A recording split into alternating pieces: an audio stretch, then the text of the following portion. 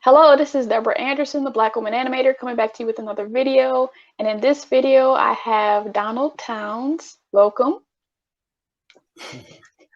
And I would like you to do just like a quick little introduction of yourself.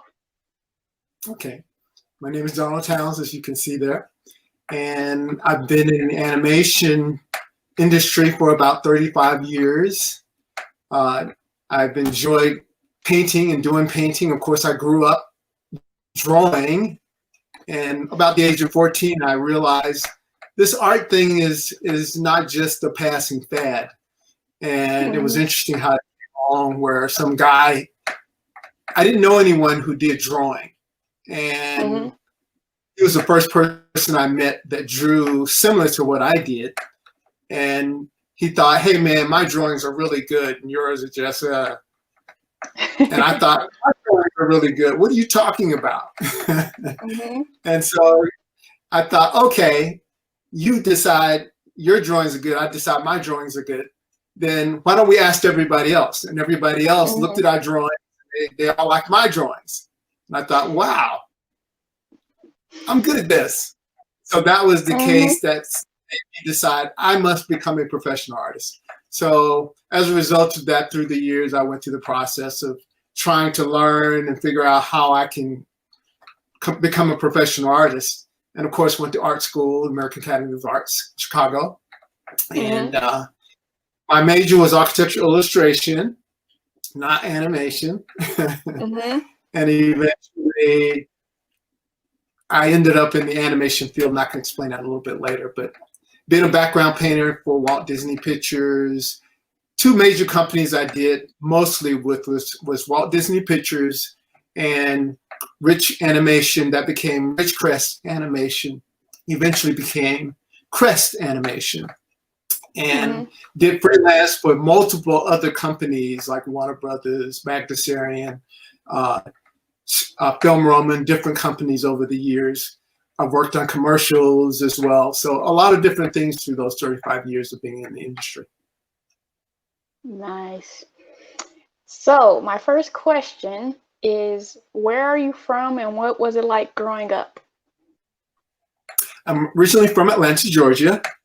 And growing up was an interesting background as an African-American in the South. And yet, you know, there was a lot of real race-related issues there, but I didn't think that I felt that so much personally.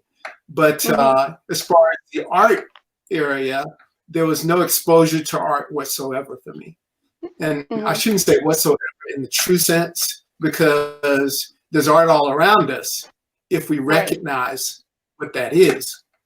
But I was so had such little exposure that I didn't even recognize what I was looking at and perceive it or think of it as something that I could go into as a professional career.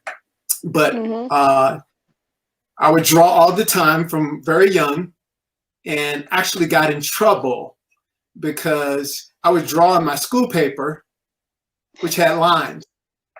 And of course, the school paper, my mother thinking, you're using up the paper, it costs me money, stop wasting paper. And I never did stop. But then what I loved the most was blank paper. But then the place that you would see blank paper was the front cover when you first open a book, and there was blank paper. And I was this little kid, wow, blank paper, I want to draw on this. And so I would draw every book that I got my hands on. I would draw blank paper, and I would actually get a punishment, a spanking, for drawing in the books, and I never stopped. So that was a clear sign to my parents that clearly he must have an art interest, and yet they never did anything with it or supported it or encouraged it. And so I had to find ways in which to get some form of encouragement as far as art was concerned. So when I told you the story of the guy that competed with me, and at that point, I began to search out things that would help me understand an interest in art.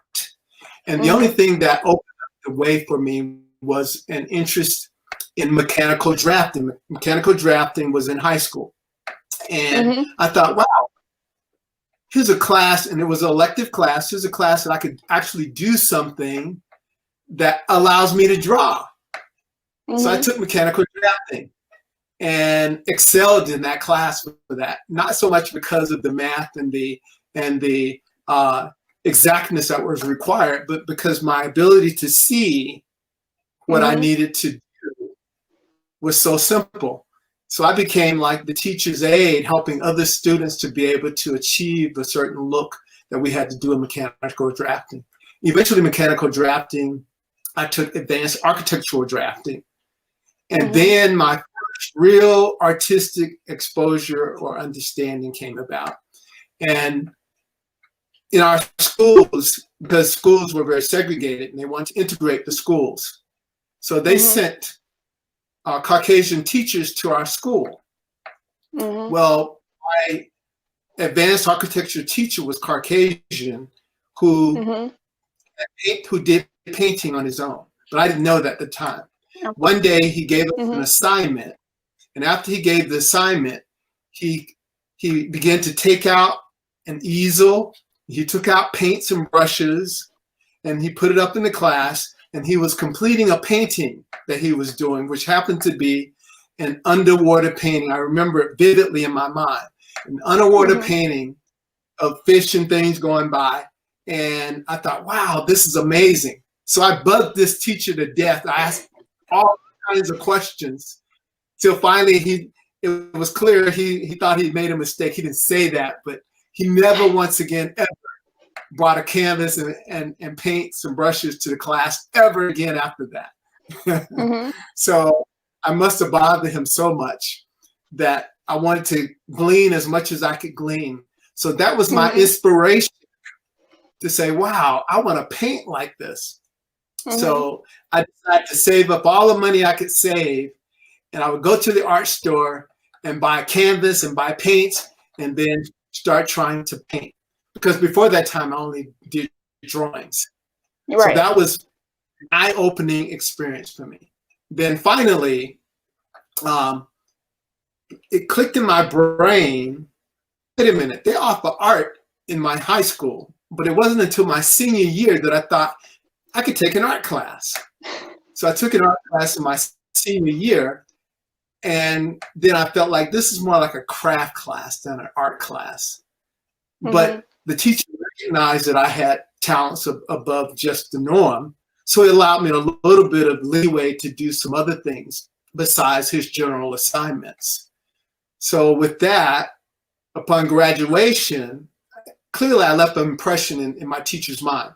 But upon graduation,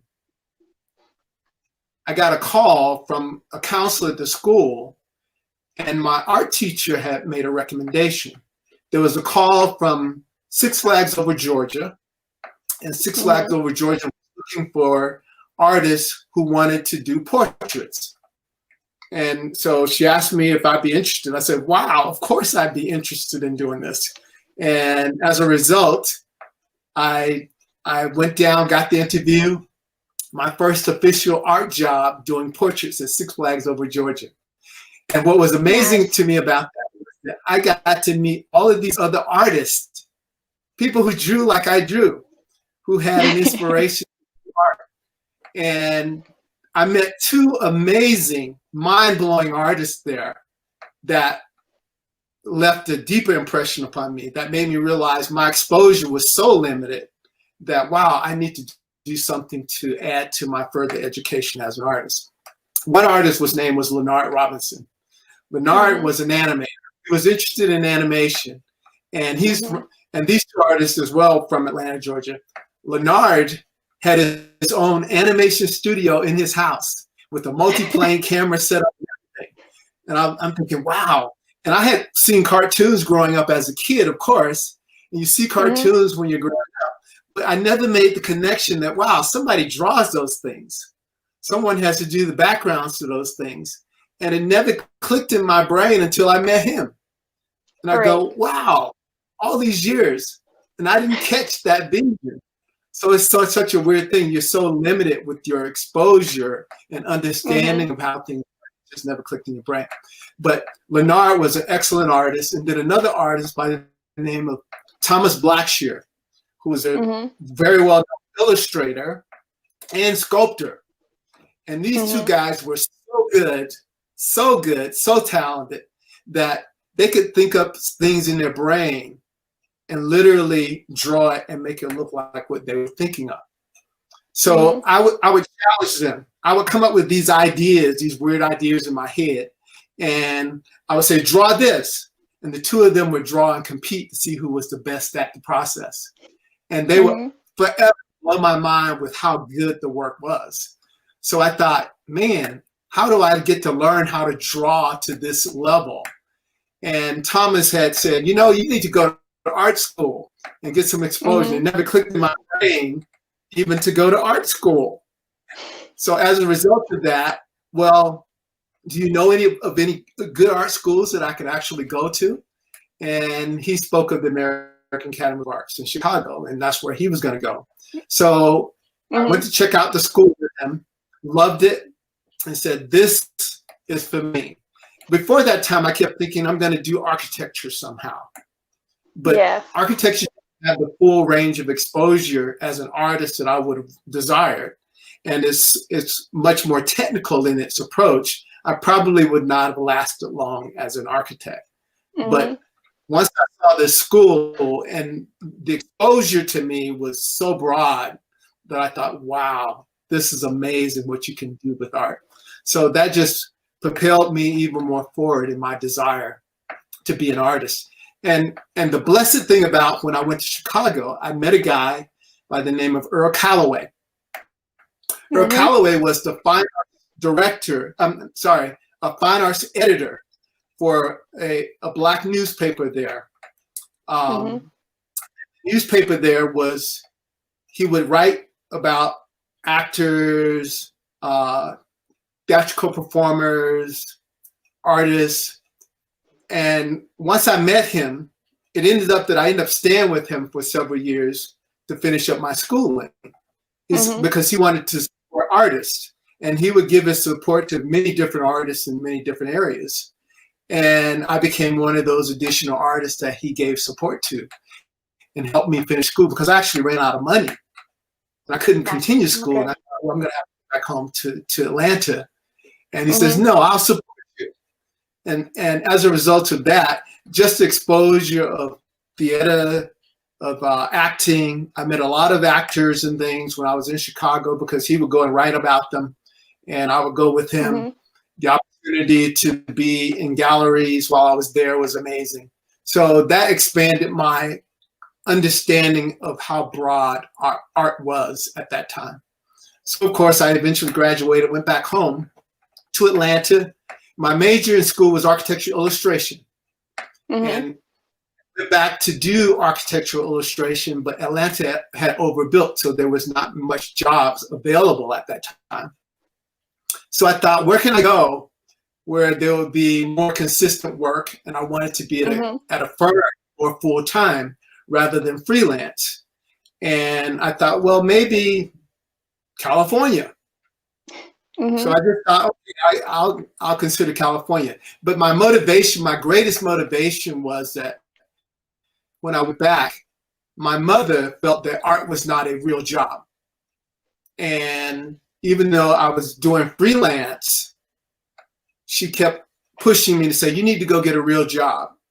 And that frustrated me so much as an artist. I said, wow, why you don't see art as a real job? I went to school to study this. And with the frustration, I thought, you know, I need to just leave and prove myself that I can find a real job being an artist. And so that gave me even greater motivation to go to Chicago and go to California. And so I came to California with the idea. So so when you were exposed to Leonard and the idea of like background painting, you still went to school for architecture drawing? Like what? I did because Why? I didn't perceive myself. Well, here's the reason. I love painting. and I Mhm. was trying to advance my desire to paint more and more. So I Mhm. didn't think in terms of, when I met Leonard, I realized that he was an animator. And Mhm. it's interesting, you're a background artist, and usually when people do interviews, they interview animators, not so Right. much Right. Right. background paint. Mhm. So animation is the forefront element when you think of animation, not so Yeah. much the things behind it. So my mind only viewed animation, but I love painting. So I Mhm. wanted to do something that still allowed me to do painting. And specifically, I love nature, and I didn't mind doing architecture as well. Mhm. So to me, my field was still involved in either direct painting or drawing or painting buildings or Okay. nature. Mhm. So I didn't think in terms of going into animation necessarily. Now, they were So, encouraging me. yeah. So you battled through. Like, it's amazing that whoopings didn't stop you. You just like kept getting whoopings, and then I mean, my with the teacher that was painting. I don't know the context, but my mind goes to, maybe these white teachers, were forced and they weren't probably the most encouraging. So that instead of encouraging you, he just like put it away. I don't know where his annoyance came from. You would probably have better context, but I can only imagine that. I mean, with white teachers coming to teach black students, not I don't know if they volunteered or were voluntold, but it would have been nice for him to be more encouraging of you. And so you just like push through all of this adversity, adversity, and so and then another question, obviously your parents were not supportive because in the black community, art, particularly back when you grew up, but still today, it's not seen as a viable occupation. So when your mom told you get a real job, was that like a factory job or a warehouse? Like what was her idea of a real job? Or was it the architecture? Well, my mother grew up at a time where she did not finish her education. And so she Mhm. did. She worked in a factory. As a matter of fact, she worked in what was called a bolo bat. Those bolo bats was like a little bat that was sort of figure eight shaped with the smaller eight at the bottom, with a little rubber ball connected to it, and you would hit those. So I had Mhm. several bolo bats growing up. But she Mhm. did. She worked at a factory related job her whole life.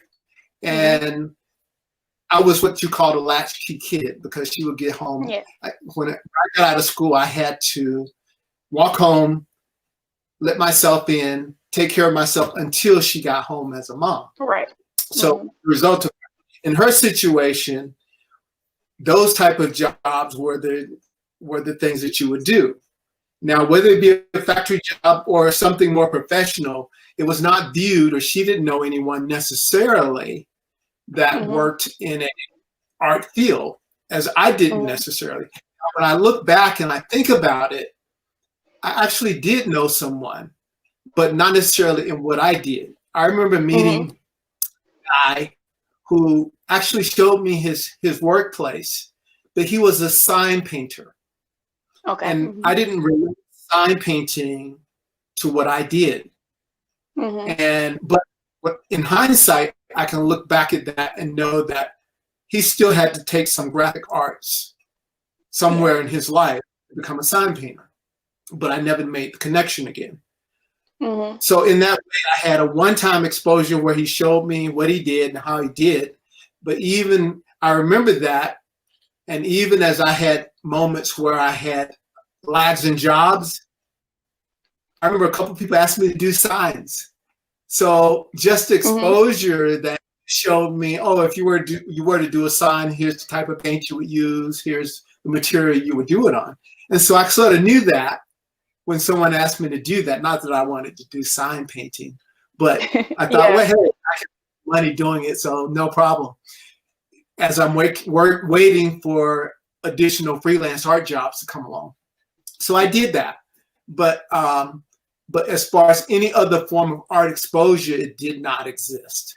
So in her Mhm. mind, it was not a viable field to go into. So I understood that. And just to Right. repeat, on the of the teacher, it was not an art class. His role was to teach me architectural, advanced architectural drafting. And my questions were not in association with that. It was in association to something altogether different. So he wanted to fulfill what his role was in the right area. So I can understand him not necessarily encouraging me other than trying to teach me what he was supposed to be there to teach me. But yeah, I felt, and I made that decision, which is I look back and it's quite surprising that when I made the decision at age 14, I'm going to make a career of doing something, and I had no clue what that was, but I wanted to do something with the arts, and nothing could turn me from that decision. So once you know, you have a sense of the vision of where you're going, you want to hold fast to that vision. And I don't know why I had the wherewithal. I simply know that I did. I mean, in truth, I'm a spiritual person. I believe that God put within me that desire. And I knew the skill and the talent he gave me. And so I felt that it was God that he wanted me to hold fast with that he instituted in my awareness at a young age. So therefore, I'm not turning from this. And I had his power behind to continue keep me on that course. Yeah, because you powered through the whoopings. But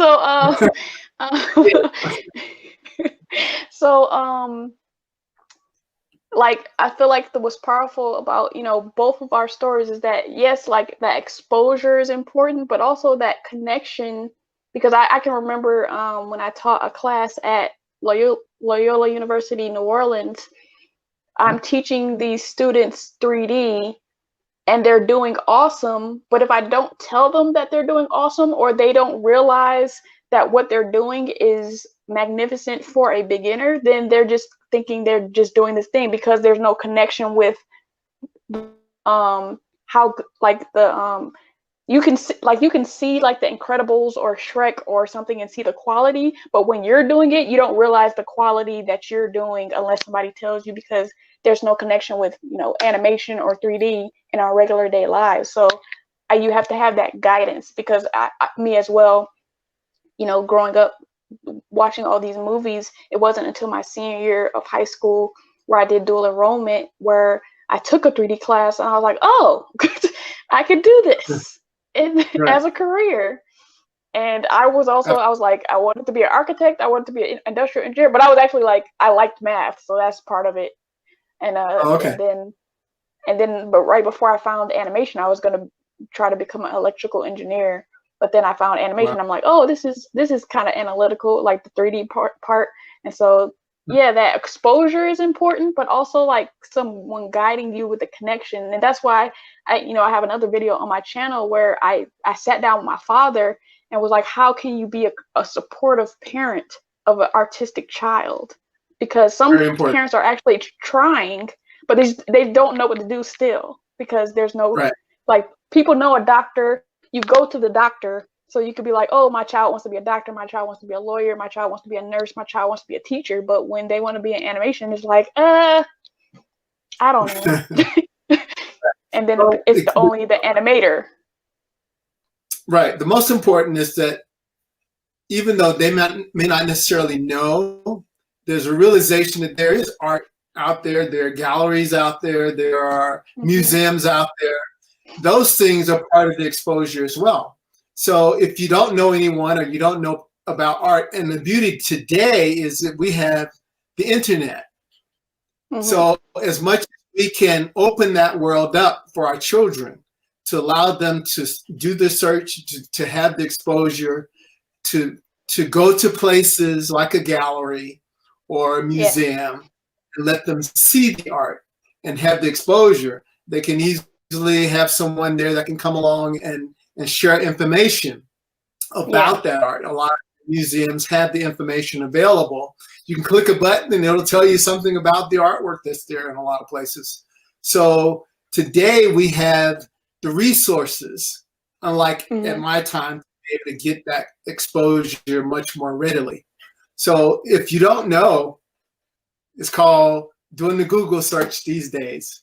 So it's Yeah. available for anyone to be able to expose their children to those possibilities. Yeah. So before we get to California, to go back to Earl Calloway, um, what do you like with hindsight? Of course, he was there to support you, and he was a very important mentor to you. Do you feel like either innately or consciously there was a added, benefit to him being a Black man in art that kind of helped propel you, or was it just the support that he provided? Oh, no question about it, because his desire was to encourage Blacks to move into areas that they were gifted in. Mm-hmm. And specifically because he loved art, he was a beautiful singer. Mm-hmm. And his love for music, he wanted to encourage those that had musical talent, those that had acting skills, those that had visual art skills. He wanted to Mm-hmm. see more African Americans excel in the areas that they were gifted. So he did everything to support not just me, but other African Americans, or if he had to do articles and stories, he encouraged the names of some very well-known actors for his time, Mm-hmm. musicians for his time. And he pushed their careers as much as he could for African Americans. So that was his focus. Yeah, I would love to do that for other artists too. So the opportunity that you got to meet, you got to meet Michael Jackson, the Jackson 5, and Janet. Was Yes, that in Chicago or in LA? I was in Chicago. He had an How did you interview get at that the time. opportunity?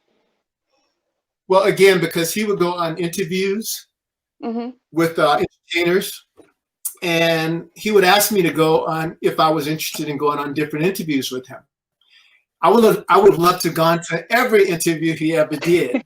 But unfortunately, because I was in school, I was in art school, and they had projects, and I had to get those projects done. Mm-hmm. So there are times where he'd ask me, and a lot of times I actually had to reject it because I got to finish this project, and this project is so hard. But that was one where I had a little extra time. And there were times where he would ask me to do a portrait of the person he would interview. So that particular time, that was when Randy Jackson was going to join the Jackson 5 group. And he was going to interview Randy and Janet at the same time. And so he asked me to do portraits of them for the article. So I did. I went with him. I was able to, my project was not so steep. I was further enough up along that I could take the time out and go do that. So that's how that came out, and got to meet them. Michael at the time was very interested in art. He seemed to like to draw himself, apparently.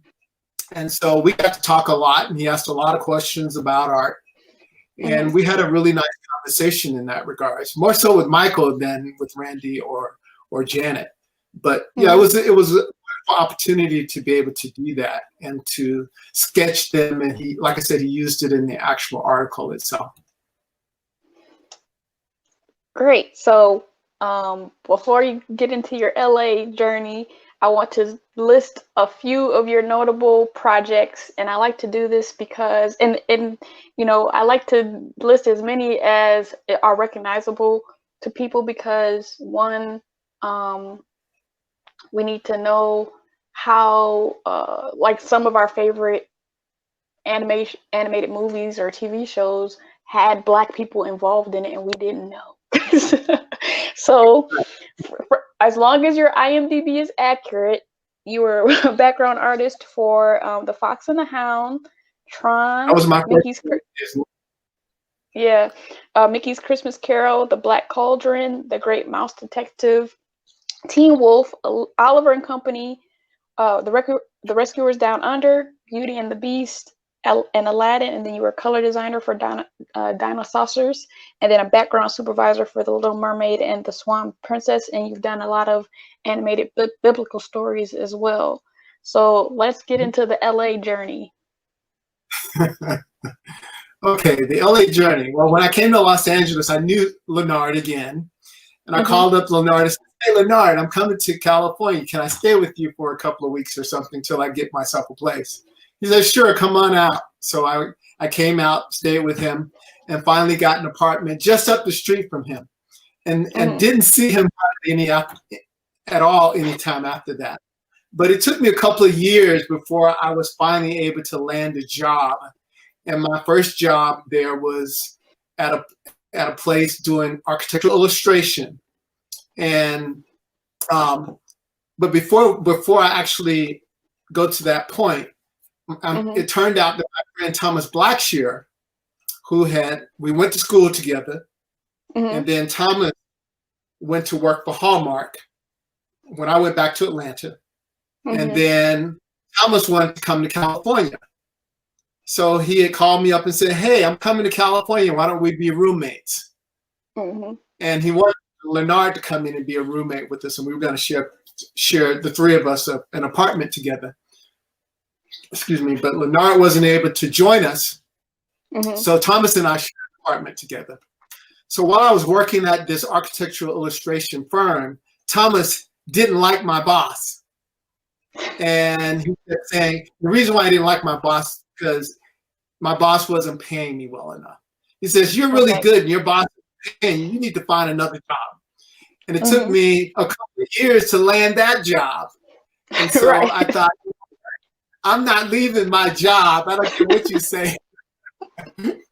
So he kept encouraging me. And Thomas had an interview with Disney. And he says, hey, man, you can get a job because you have a portfolio that Disney would probably love. And even though I was doing architectural illustration, I continued to do nature paintings. And a lot of them were paintings in nature. So that my portfolio consisted of my nature paintings and my architectural illustration jobs that I had done. So Thomas had set up an interview for himself at Disney.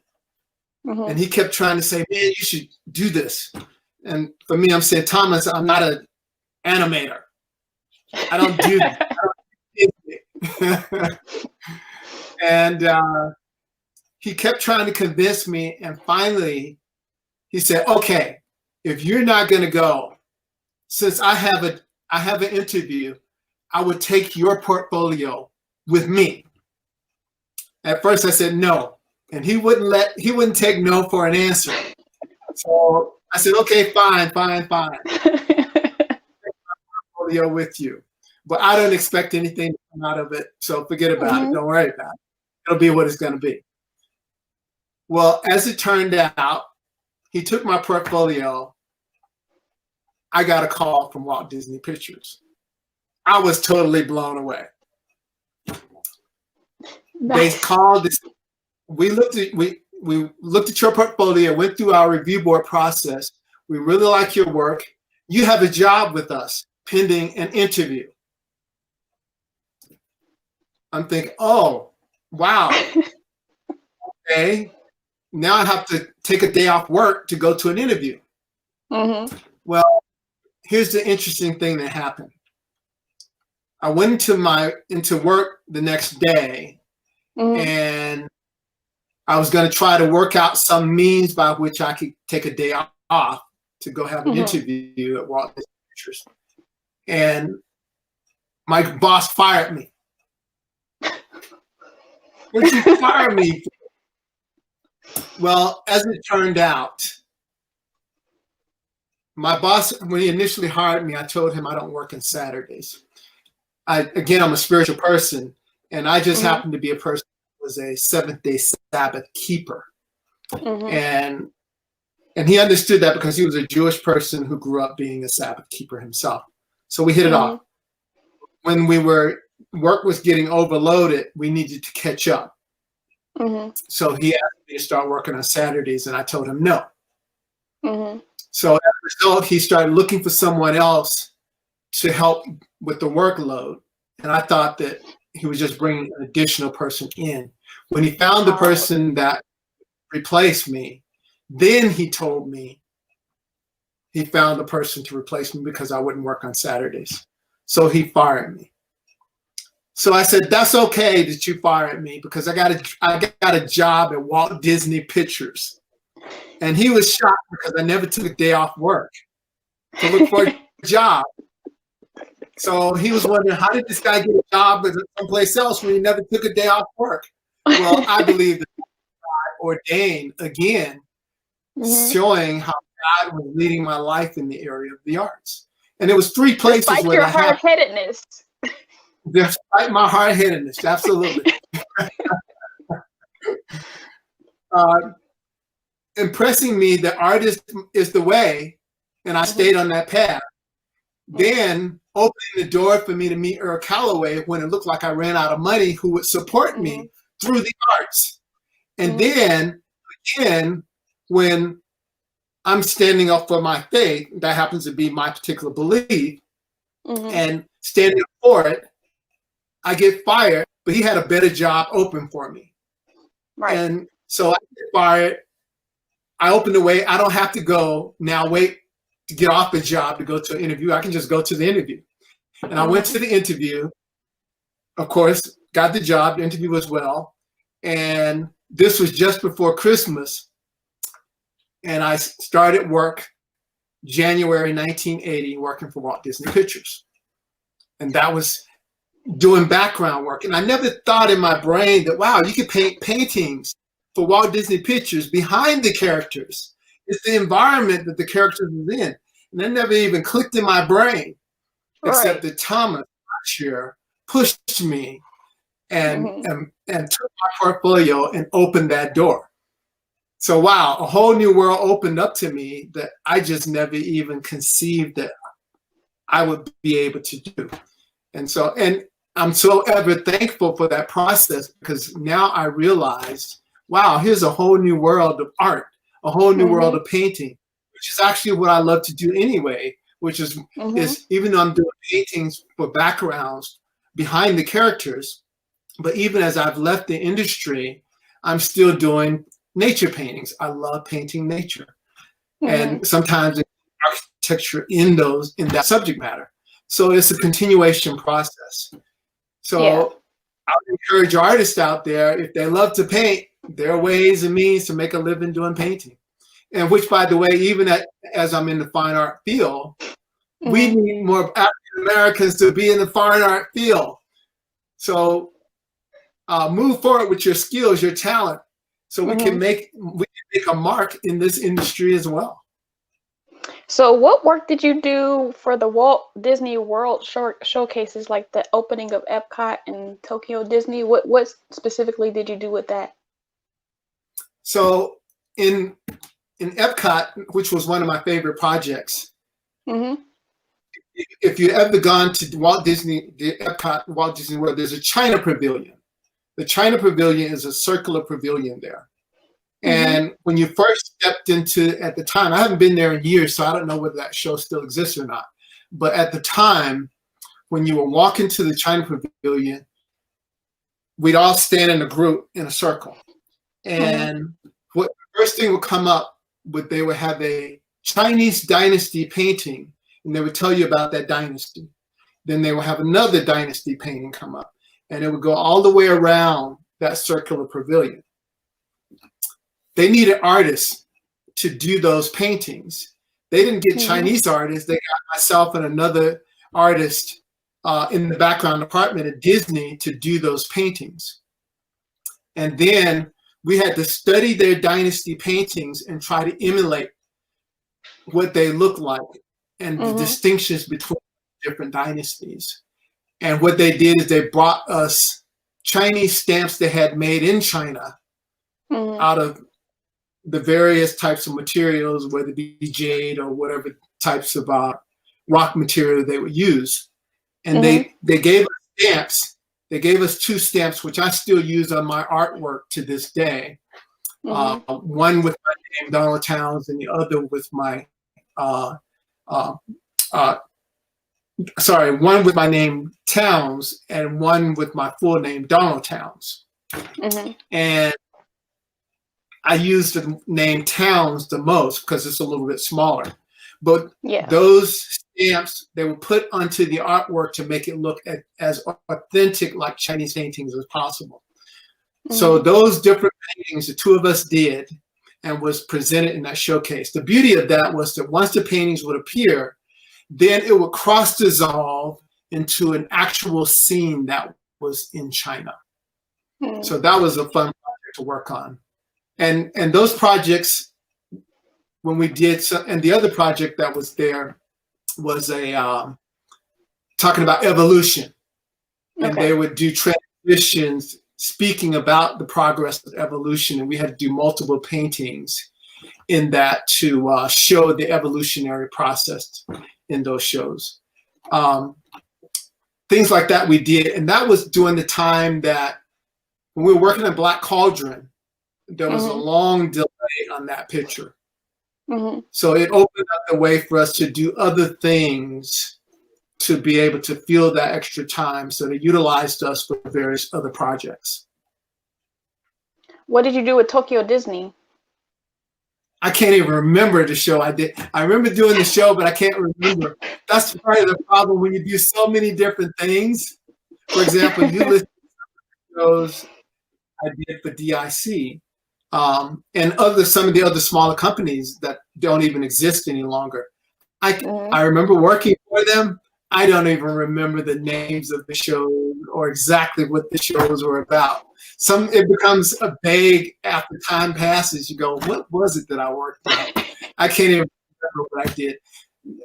The ones in America stand out the most because they were a little bit longer and much more involved. The one for Tokyo shows, I can't even remember. Sorry.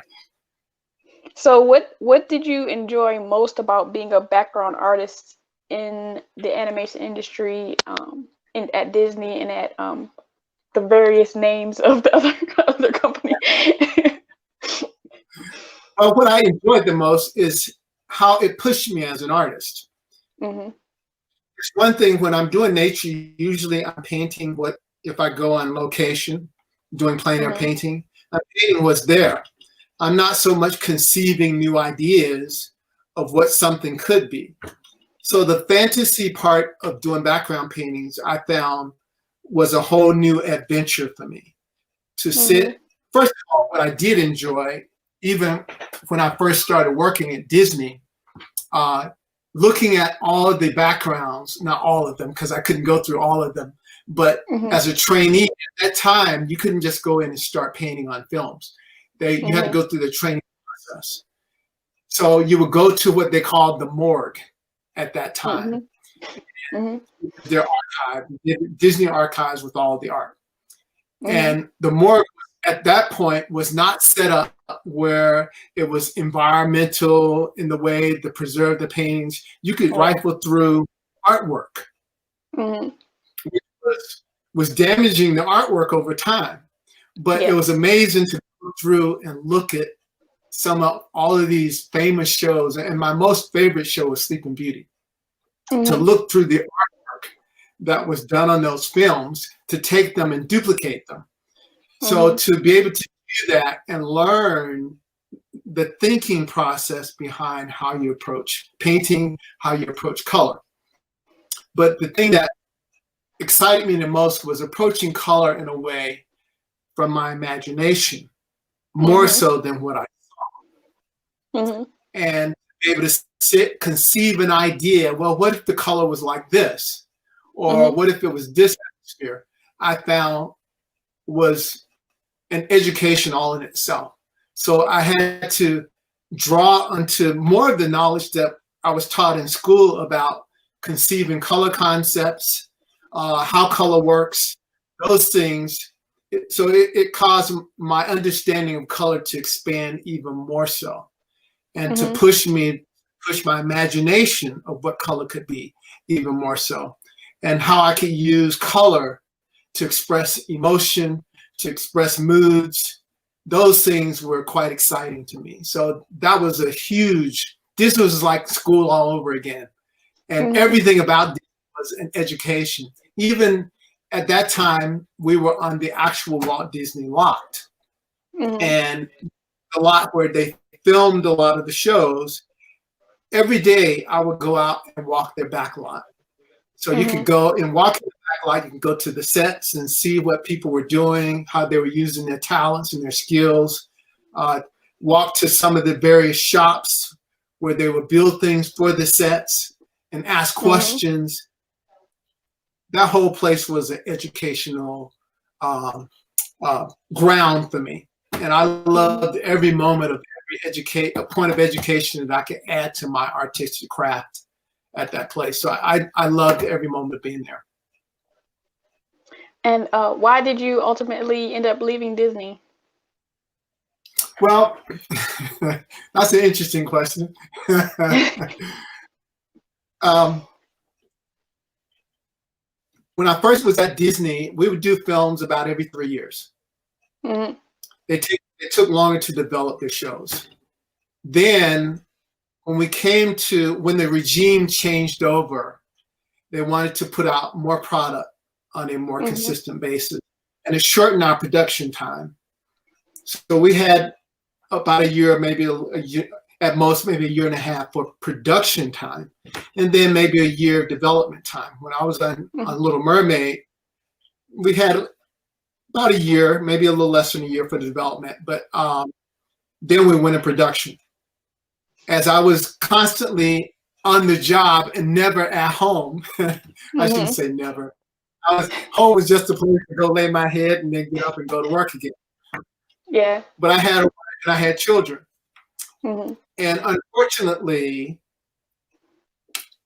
our wives were missing their husbands. Mm-hmm. And the pressure of being a father at home was still there. And of course, I didn't want to be an absent father because I grew up without a father. So Mm-hmm. as a father, I wanted to have an impact on my children's lives. So I thought, this year production thing process isn't going to help my family any. So I asked Disney if I could step away from production and work on, development films. Mm-hmm. And their response to me is that you're really good at being a leader. So we wanted you to stay on production to continue to lead a group of artists into a specific area. And I thought, Mm-hmm. wow, I can't do this. I can't spend so much time at the job and so little time at home. So as a result, while I was still at Disney, I was freelancing for Rich Animation, and he was working on some projects. And he wanted to start up a feature division. Mm-hmm. And he asked me if I could start up a feature division for him and lead the background department over there. Mm-hmm. So I asked him, I told him I'd be willing to do that if he allowed me at least a couple of days to be at home, to work from home. So he gave me that privilege. Mm-hmm. So I thought, wow, if I can work from home at least a couple of days a week, at least I can make a presence at home and still be able to do the career that I enjoy. Mm-hmm. So at that point, it was easy for me, even though I knew it would not be the quality level that they had at Disney, because Disney was one of the highest standard studios. But in terms of, I could bring to Rich Animation the quality that I have to Disney. He himself was a Disney director, and so he knew the process as well. And so I thought, this is a good opportunity to still have an impact on my children. So I left for that reason and started working with him. So it was a hard decision, but I felt it was the right decision because I wanted to be a present father, not an absent father. Right. And what do you feel as a background painter, background designer, like what made you a great leader? Particularly if anybody wants to get into leadership, what are some positive qualities that you had that made you a great leader for other background painters? Well, I wouldn't consider myself a great leader, but they thought you were. Clearly, people saw my abilities and felt that I would make a good leader. One of the things I think was important is to be tactful as you interact. I mean, as much as I love painting, it is still a professional working environment. Jobs have to be done. There's time pressure. You want to be able to handle those things with the sense of grace, with the sense of peace, not become stressed out. I give my stress to God. I say, Lord, take away the stress. Let me deal with this in a reasonable way. I'm always asking God to lead my directions, lead my thoughts, give me wisdom as I deal with people, deal with people calmly, to be encouraging to people, to take the time. Because my boss was James Coleman, who was in charge of the background department. And I saw him as an individual who was very sharing, and I wanted to share as well. I said, that which he shared with me, I wanted to be able to share with others. So as I had hired a lot more people to come to Disney and be a part of that industry, I wanted to share what I knew, what I understood. So to be able to share, give people insight and direction, I was very open to doing that. If people had problems or issues, I wanted to be able to resolve those. Also, artists can be fickle people sometimes, and personality traits can get in the way. And how do you resolve those things? And I seem to be able to have the ability to sit and resolve issues calmly, not being frustrated by the situations, to have a vision, to be able to take the direction that's giving you, to guide those as well as yourself through the visions that directors are extending to you. And those are important factors to be able to have. But more than anything, it really is just having the patience to sit and be able to share the insights. So for you, painting is about discovery. I feel like for me personally, the discovery and freeness of art is still something that I'm working on because of that analytical part. I always say that I feel like my analytical part of my brain keeps my creative part of my brain in a prison sometimes. But like, were you always able to express yourself so freely in your painting, or did you grow into that discovery mode? I'm still growing into that discovery mode. That's the beauty of art too. And yes, there are times when I feel frustrated as an artist where I realize, wow, how long will it take me to really get this thing down pat? Well, let's come to a reality check and say, there's always more to learn, and that applies to any and everything. But, and the reality is that the more you discover, the more you realize there is to discover. Yeah. So isn't that Plato or Socrates or somebody said that? Yeah. So you have to accept the reality that the more you know, the more you realize you don't know, and there's more to know. So you want to keep. So don't get frustrated. Don't feel like, wow, I'm never going to achieve this. Just enjoy the journey process. And so for me, it really is enjoy that journey process. It's playing around with the possibilities. It's being open up to other considerations, other thoughts, and even just experimenting sometimes to say, and that's what I did like even more so about animation. There were times you work on this particular picture and it had this style, and then you work on a different picture, have a totally different flavor to it, or a different way of approaching it. And I found that very exciting. I found that very fun to do. As a matter of fact, it might even be now somewhat to my disadvantage, because in the fine art field, people want to view you specifically as having a particular look or a particular style. Now, I did one of my blogs about finding your signature style as an artist. And I was talking about the challenges in fine art because people do want to recognize you. But I also Yeah. point out things by which you do have a signature style. And people can look at your work sometimes more than you can look at your work and see those things that are distinctively you. But I was challenged because you can become sort of in a box or label in a certain way. Yeah. Mm-hmm. You want to venture to do something extremely different, like you can do in animation.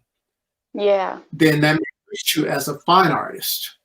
Mm-hmm. So I missed that part of animation, to be able to do something extremely different than the norm. Yeah. Even though there's a certain look in my work that'll always be there, but to Right. venture over into these playful areas, I will not be able to do it as much as I did in the animation field. But the joy is to be able to recognize, yes, adding to my knowledge, I'm growing, I'm learning, I'm experimenting, I'm discovering who I am through this process.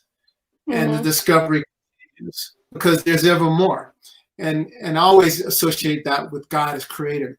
God's ability to create is endless. Well, he's given us the ability to create, and it's endless too. So there's always more to discover. So enjoy the process. Yes. Can you explain the concept of plein air painting? And for those, that's PLEIN, I believe. Yeah. That's correct. That's correct. It simply means painting outdoors. It's a French term that they use for outdoor painting, or painting in plein air, outside. It's important to do that because if you really want to understand how color works in real life, outdoors is the true way to do it. Generally, when you work from reference, and everyone has to work from reference when we're doing things, especially when you're developing new ideas, you're working from reference material. But you want to be able to work from natural material, and that'll give you a truer sense. What happens in reference, photo reference, it pushes the extreme of lights and darks. So things that are dark, you're going to lose some of the color detail and even some of the information that's in those dark regions of a photograph that you will see when you go out in nature. And there's a tendency when we paint from photographs to paint those value extremes, but they're not quite to the extreme in a photograph when you're out in nature. So you want to really learn the color nuances that you see in natural light by painting outdoors. The more sense of atmosphere and how values change atmospherically, which you lose some in a photograph. So painting outdoors will teach you far more about utilization of color and values than using photo references. So I would encourage artists, if you really want to learn how light works, you really want to learn how color, the nuances of color, then go outdoors and paint. And it's a challenge because now you see more, and there's a tendency to want to paint that more information. But now you must still keep some interpretive aspects. You must say, here's what I can leave in, here's what I can take out.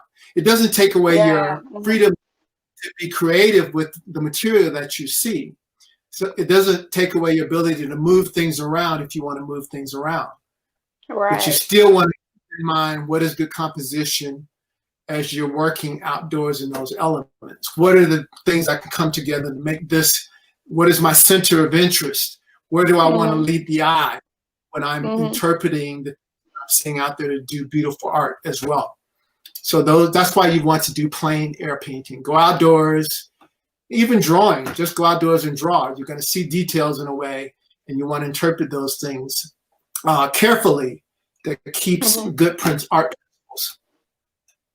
So yeah, that includes creating your own frame, and then you also edit. So maybe you're outside and there might be 3 rocks, but you decide to paint 2 rocks. Just deciding which you want to. That's what you're saying. It's not there to help your composition. Yeah. So absolutely. One of the other challenges I would have, in truth, because in film, we're composing as an audience looking in on the story that we're telling. So I can take some of the film concepts, even as I'm outdoors and painting. How do I draw, people to this? In this case, I don't have a character in the scene, but I still have that center of interest. So how do I do that? And frame that character. And then there are times where you don't want to frame the character. I have to remind myself, stop framing the character or my center of interest. Just let it be open. I don't have to put this there to frame where I want to take your eye. I can just take your eye by values. I can take your eye by light and the utilization of light to be able to draw you, or color. So a random thought that popped in my head when you were talking, did you see the 2019 Lion King by any chance? No, I did not. So so it's very well known that I don't like that movie.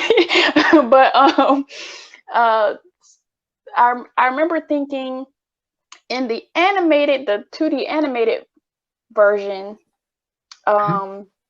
when the difference between when Simba is growing up, or before Simba leaves, and then when he comes back, there's more of a contrast because you can see the vibrant colors from the original Pride Lands, and then when he comes back, it looks very dark.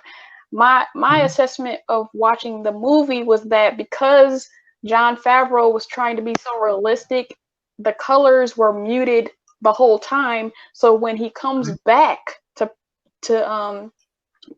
the Pride Lands, you don't have that visual difference, because before it was all browns, and then when he came back, it was all brown. So like, what is your assessment of, okay, sometimes things in nature, not necessarily boring, but there's this like muteness, but you can kind of push it to make it more contrasty? Like, what are your thoughts on what I'm saying? Okay, two thoughts. The beauty is that, again, you're still an artist. You can be as creative as you want, even in doing natural painting or plein air painting. You can mute colors if you want to mute colors. And there are times I even, on one of my YouTube channel, I talk about color. And there are times where you can do a muted palette, and there are times you can do a full range. So you can think in terms of monochromatic colors, just one color, just to make for something interesting and different. Or you may do a triad of colors, or you may do a full range of colors. So it's up to the artist to push or to pull back. And we have to look at the environment, or sometimes as an artist, you still want to make a statement as far as color. Yeah. Sometimes you want to make a more somber statement with what you're painting. You have the right to do that. Other times you want to be able to make a more bold statement and push what you see. In nature, yeah, I can see your point where it seems like nature may appear to be boring, and especially, for example, where I am, I'm up in the mountains, but up here where I am, the trees remain green while the grass turns all brown. It gets dried out in the summer. In paintings I've done, even though the grass is golden brown, I make it green. Just effect. My paintings. So I completely reinterpret what I'm seeing.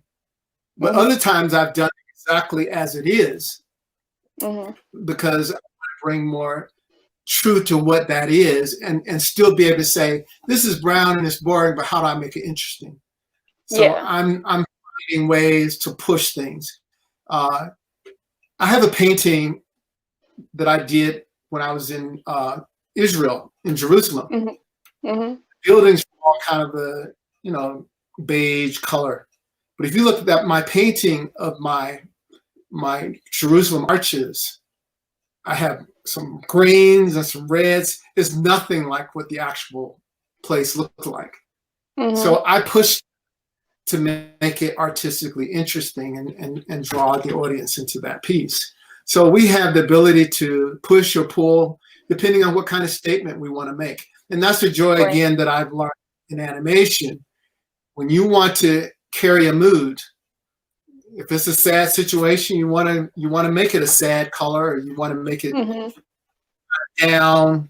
You want to make it romantic. You can come up with colors to make it romantic. You want to make it scary. You can make colors that can make the scenes very scary and foreboding. It's totally up to the artist.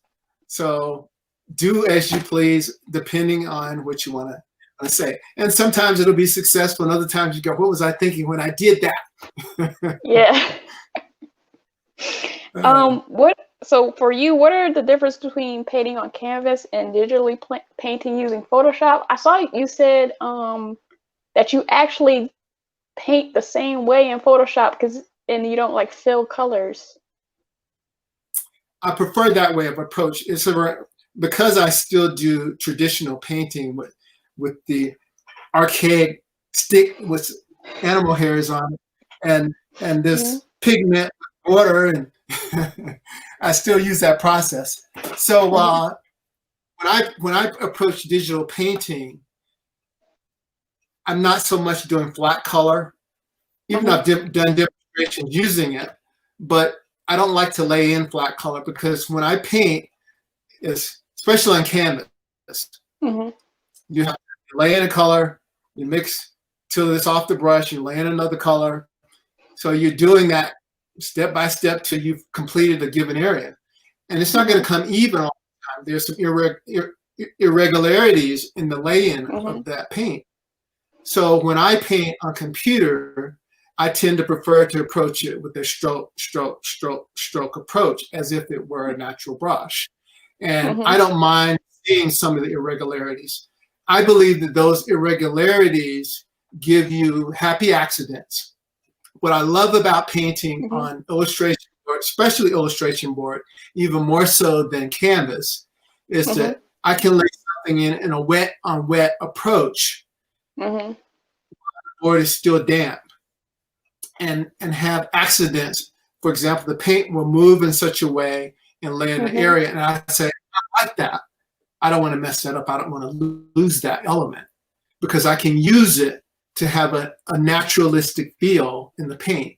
Whereas when you're painting on computer, you almost have to contrive it to get some of those looks, depending on the brush you use. But so by doing stroke, stroke, stroke, and having irregularities, it gives me some of those little natural things that I can leave in that will give me some texturing, not so even. So I like irregularity in the look when I paint, and I think there's strengths rather than, and I believe it helps it look less digital in the overall effect. Yeah.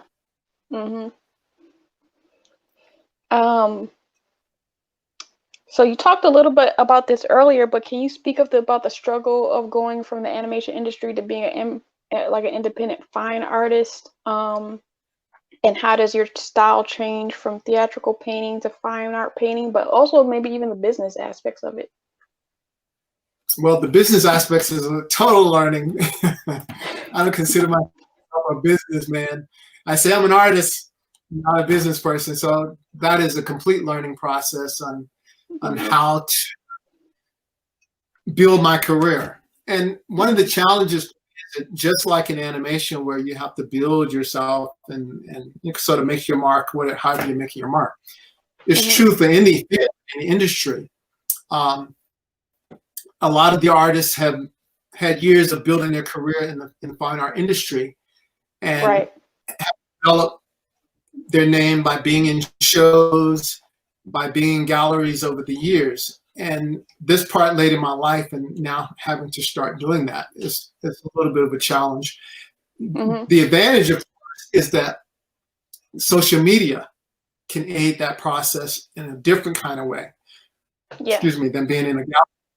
So that helps some, but more so than anything, it again is discovering those things that what is distinctively me as an artist? What are some Right. of those elements by which is my signature style that people, what is it that people are seeing in my work to say, oh, that's a Donald Towns painting? Mhm. And I have had to discover what that Mhm. is because I didn't know what it was. But I do know, even in some of the works that people have seen of my work out there, Mhm. people have known that I did certain paintings. I've Mhm. had people call me up and say, was that, did you do such and such? I said, yeah, how did you know that? Because I saw your painting on wherever. I went, Mhm. oh, okay, I was surprised that my painting was at that place. But they Yeah. could recognize my style, those who knew me. Mhm. So obviously there's a certain look in my work that people can see and recognize. And it's true because I can see artists that I've worked with over the years, I can look at their work and I can recognize their styles and say, oh, Mhm. and it surprises me even as I look at films and I know, oh, so-and-so did that painting because I Mhm. know their style. So Mhm. that's the beauty of recognizing. But you yourself may not have known what those idiosyncrasies were. So I've had to Mhm. discover, how do I approach, what are those things that in my approach makes my work look distinctive, as well as how do I put together compositions that make my work look distinctive. So Mhm. I'm learning things as I go, but also trying to discover what is it that I really like to paint. Well, unfortunately, Mhm. in animation, I paint everything. Yeah. So with that process, because again, that was the fun part of animation, where if you want to, Mhm. the story was on a whole nother planet that looked nothing Right. like you would see in the world, you would get the joy of being able to do that. And so as a result, I find it very challenging for me to say, oh, I only want to paint this thing. Yeah. And so a lot of artists tend to have their niche in which they paint certain things. I don't Mhm. particularly have one. So that's going to have to become my signature, is that I can paint this over here one day and that over here the next day. Yeah. Now, verbally, the industry says that they want artists to always explore Mhm. verbally, but Verbally. it's not. I see Mhm. artists fall into one particular category. You'll see some artists professionally that will venture a little more, Mhm. but visually, I see that people want to be able to say, "Oh, that's this artist because he does this." Well, Yeah. unfortunately, that's so I'm challenged Mhm. by that and still trying to determine how can I use that to my advantage. So if today Yeah. I decided I want to do a close up and it's just a wood texture Mhm. with something sitting on it, a flower on it or something. Well, how do I make that interesting? And then the Yeah. next day, if I want a long shot of something that I see out there with the mountain range off in the distance in the sky, then I can do that. Or if I want to do a mid range, so trying to figure that out for me and still be able to say, oh, that's a Donald Towns is part of my challenge. And to not, I've, I've not done it so much, Mhm. but I can hear it calling my name literally every day. Oh, do some weird color scheme on a Yeah. fire. And I try to resist that, but Mhm. I've I've been successful not to do it too often, but I'm ready to break free again. I'm ready to think of myself in the background area and just go, I'm gonna do Yeah. some weird concept for painting and see how it goes. So Yeah. Like when that you was even when you're saying go it ahead. earlier, like the idea of trying to fit into this fine art box, it's like that's the thing about social media is that you're able to kind of create your own lane, even though I know you're a part of these different groups and so you'll have comments and stuff like that. But I feel like if even if you kind of combine your knowledge of the nature and like the animation, then you can bring more, that's how you can get more of us or even, I mean, it doesn't have to necessarily be Black people, but you can get more people to fine art because it's like, oh, this is Donald's version of fine art, and I like this one. Like, I don't like the other ones. True, and I hope so, and I hope for that. Yet there's the other reality. There's reality is that I don't want a whole bunch of paintings building up in my studio. I want people to buy these paintings. Yeah. I want them to disappear in my studio. And as a matter of fact, this is a 20 by 20 size converted garage, just studio space. But I need to build out now. I need storage space, which I didn't think about so much, because as you do more paintings, I'm losing more and more space. I'm thinking, I got to move these paintings. So it's not just visual for strictly visual sake. You hope that people will want to put these paintings in their homes and purchase them. And so the challenge with that as well is that if I get too far, too weird, or too advanced, that's not a painting that's going to go on somebody's wall necessarily. So I still have to be at a certain aspect where home decor type people or just whatever your environment, you're going to want to purchase this piece of art and eventually do something with it. And that's part of my challenge as well. The fight to say, I still want to survive as an artist, have interest, sell paintings, but still be creative. So those two are warring against all the time. I just feel like you should go the Comic-Con route and be like, create like your own animation inspired like paintings, and then all these like nerds will buy your paintings. I never thought of that before until this past January. Someone had heard about me, and we had a local Bakersfield MouseCon. And I thought, mouse, I never even thought about those things. And so the guy had called the person that was doing it had called me up and asked me to consider doing it. I said, okay, sure, I'll do that. And took samples of the work that I've done in animation and so forth, and did that. And that was a ton of fun, because I never realized people out there are so many animation fans, and particularly Disney fans. I just never thought about it. I mean, people like films, but I had no clue the level that people are into these films. Till I was at MouseCon.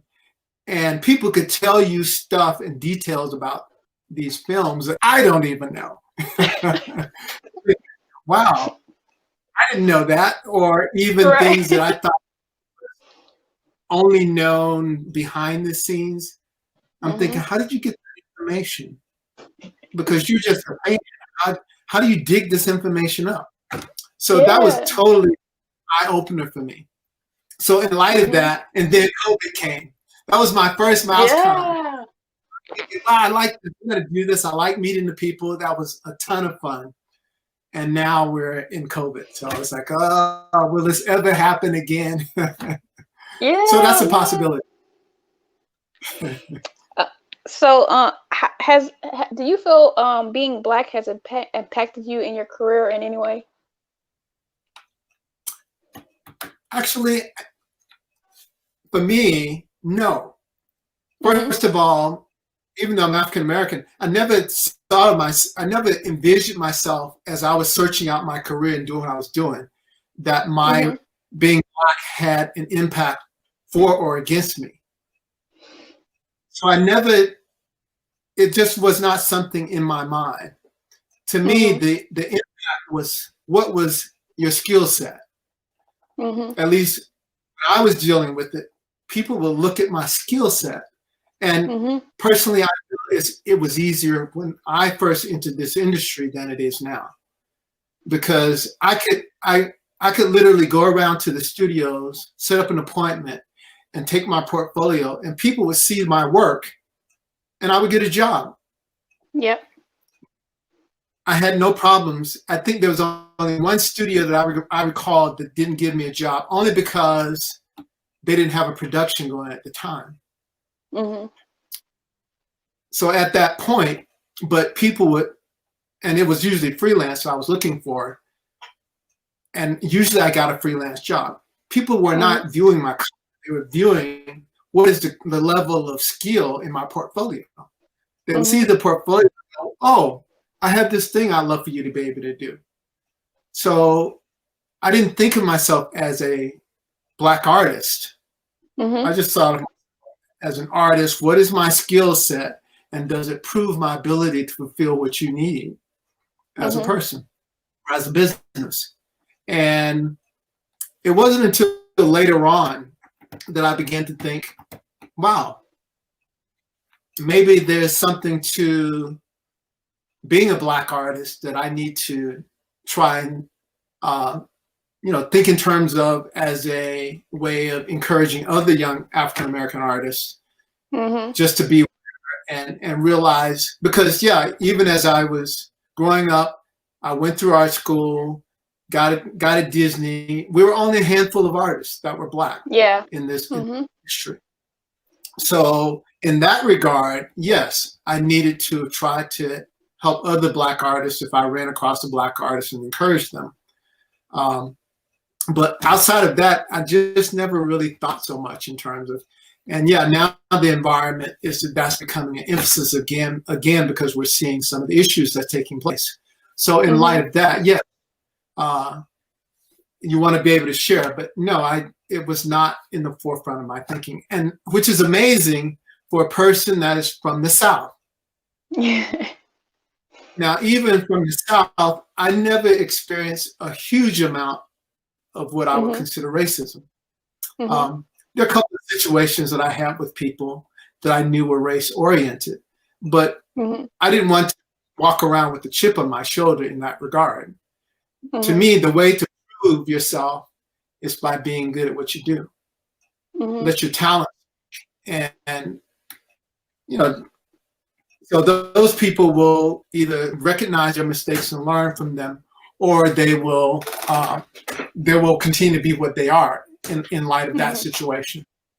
But it was not an emphasis for me, and so no, I just never thought in terms of race. And so your paintings are mostly nature. Can you speak to the artist that is worried about the idea that the content they create is not centered around Blackness? Like, was that a journey for you as well, or? It wasn't something I gave much thought to. Again, when I was growing up, the one artist that I would hear about was Charles White, who did Black art. But my emphasis, I didn't feel a call to do Black art so much. I just called to do art, and I had to learn what that was. So as in the process of learning, it was not a focus on so much who I am in terms of an African American or my community. And maybe that wasn't the case, because I'm drawn to nature more than I'm drawn to doing portraits, even though my first job was doing portraits. And sometimes I'll do portraiture type paintings, but it's not largely what I do. So perhaps if I did more portrait type artists, I would have been drawn more so to do Black representational art. But because my drawing is more nature, my desire is to know God, and to me, God is the creative nature, and to be nature-centered. I learn things about God through nature. So that's what I study.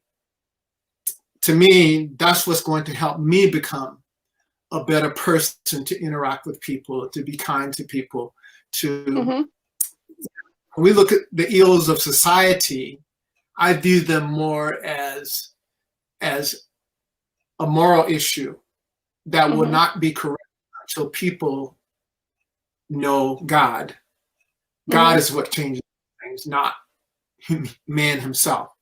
So as long as man is caught up in their issues, there will always be those issues. And we have to be overcomers by learning, God-centeredness, and that's my personal view. So nature was what I focused on. But once in a while I'll do some subject matter, but it's not the theme of what I do. Yeah. So that's encouragement to Black artists who don't want to do Black art. And because it's broad. yeah, you kind of glazed over it earlier, but can you talk about the importance of getting more Black fine artists? Yes. Again, the one thing I do hate is that when you've been stereotyped and we've been put in a box. And I speak to art because I'm in the art field, but I love it when I see African American professionals in other fields that we as a community, because we've not had that exposure, we don't venture out into other areas.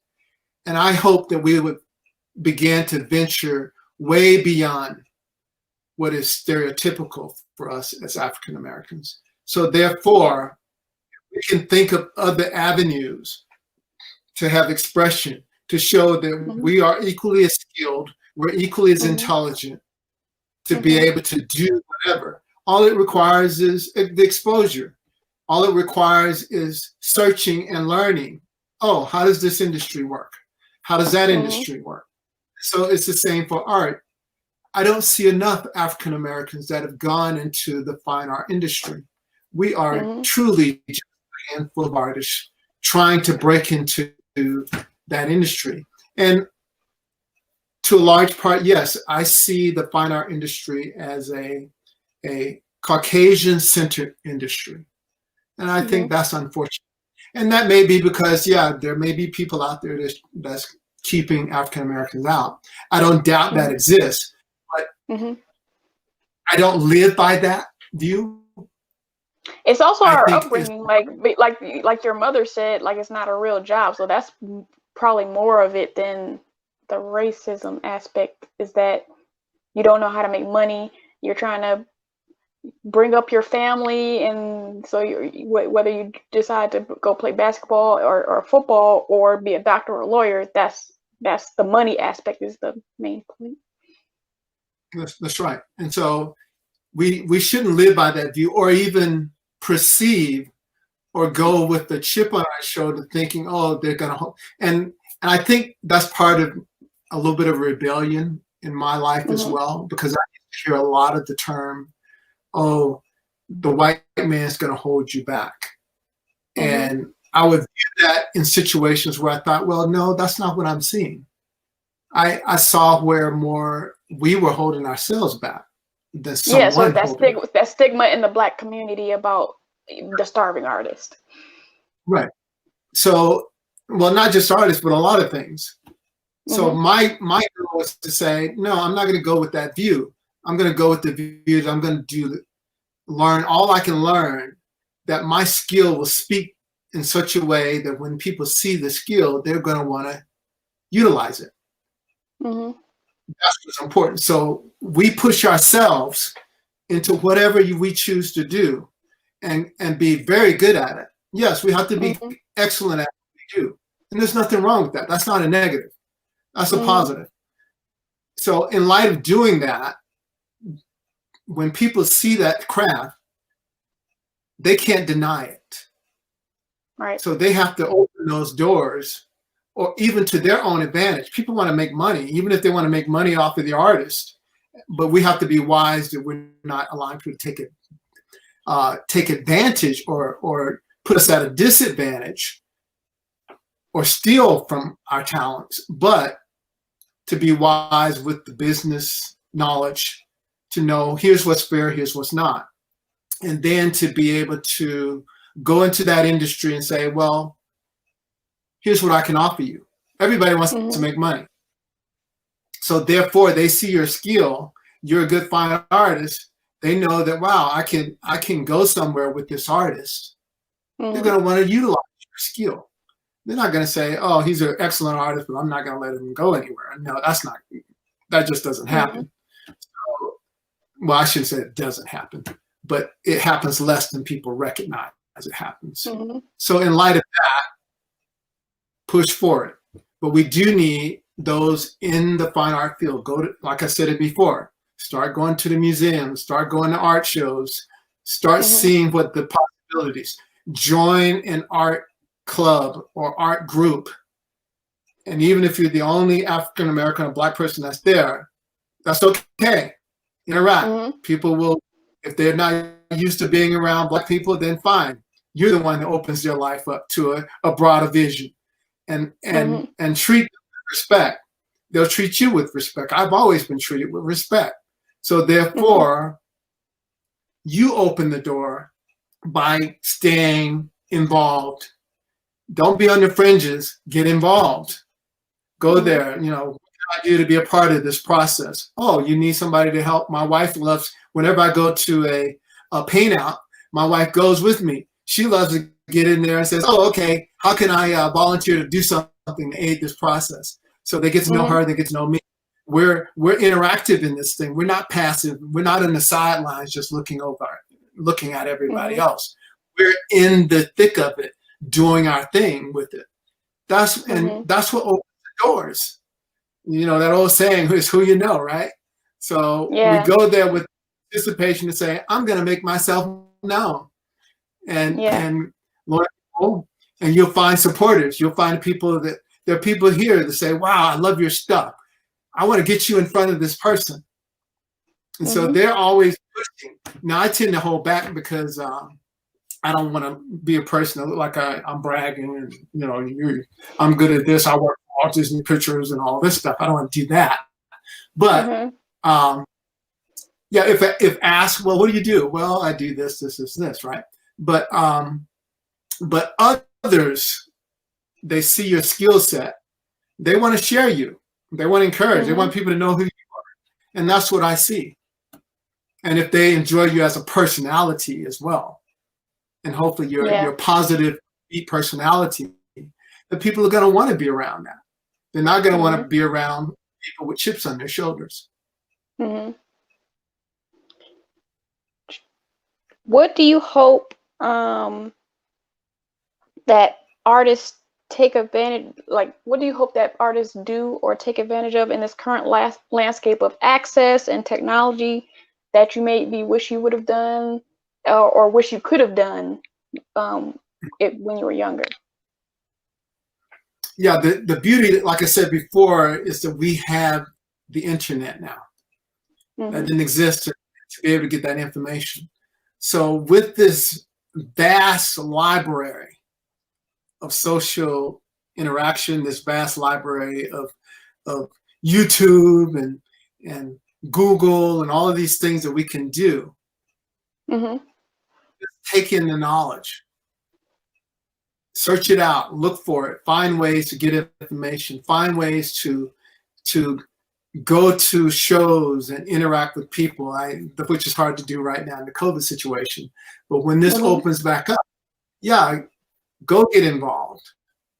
Go volunteer, even if you have to volunteer. I mean, Mm-hmm. today, as people were interning to learn things, internship, any avenue that you can get that will open the door to getting the information you need, or if you can find that person, or like in my case, I was blessed that that person found me when I went to school, Mm-hmm. and I actually met this person through my church, but that wanted to aid me. So if someone says, hey, well, I would love to show you this, be open to that and going to take in as much as you can take in. There's avenues of learning around every corner. So take them. Don't let those opportunities pass in any form or fashion. Mm-hmm. If you had a documentary, what things would you highlight about your work outside of your art and animation work? Outside of my art. Well, outside of my art, the other thing I like to do, I play guitar and I play a wind instrument. I love music, but not so much Mm-hmm. music in terms of listening to it. I actually Mm-hmm. love music in terms of playing it. Mm-hmm. So expressing, broadening your art interest, learning of the avenues of things that are out there. Again, and I'm still talking about learning again. Mm-hmm. We must broaden our horizons. So yeah, I would share things that clearly from when I grew up, how narrow my horizons was. And I look back and go, wow, I wished if I could turn time around and had it in my control to broaden my awareness, I would do it in a millisecond. So as the world became broader in my understanding, how much more it opened up insights. So I would definitely go back. I would love to go back and maybe learn more about business. I can see the benefits of that now. And so trying to build that through the experience now is a little bit of a challenge, because you're doing both. You're trying to stay afloat, living this life, and at the same time being involved with, because I'm involved with community related things as well, which is part of my exposure also. And still have time to learn and take in stuff is always a challenge. But yes, I would definitely do that, broaden those horizons. Just do other things.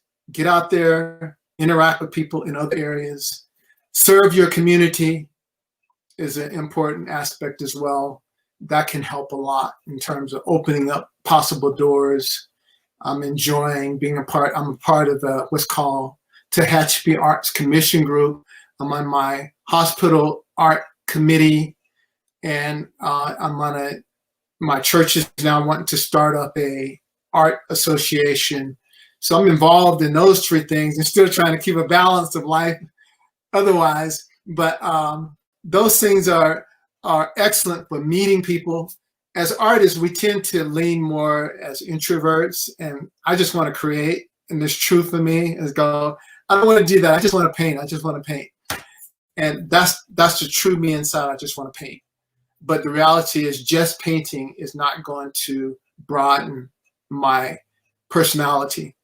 I must interact with people, because we're designed to be people, to interact with people. We're designed to be in a community. So that community aspect really helps you even in expanding your advertising yourself, knowing how to share thoughts and meet with people, to express your thoughts. Those are important aspects of selling yourself as an artist and in any field and truth. So absolutely, those things will broaden your ability if you just allow that work.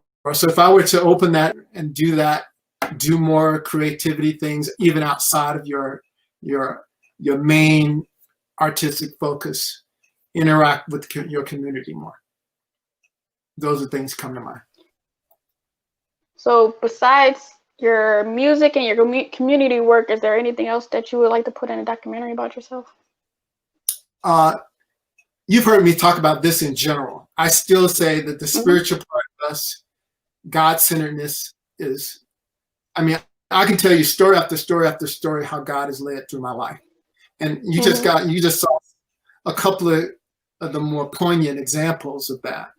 But there are even more poignant examples of how God has led my life specifically. So I would really encourage people to become more spiritually aware, you know, to be willing to search out God, to be willing to recognize how He is leading your life, to search for direction, to know those things, because providentially, I mean, there's things that I would have never done of my nature, except that God providentially opened those doors. So learn to see the providence of how He's working. Even in the negative things, we must see the providence of how God's hand is working in our lives, because those aren't to hurt us. Those are actually to build our character and to help us become more steadfast in a direction that's going to aid us in our total overall growth. So God would be an important factor. He would be weaving in throughout the whole line of how my life has been led.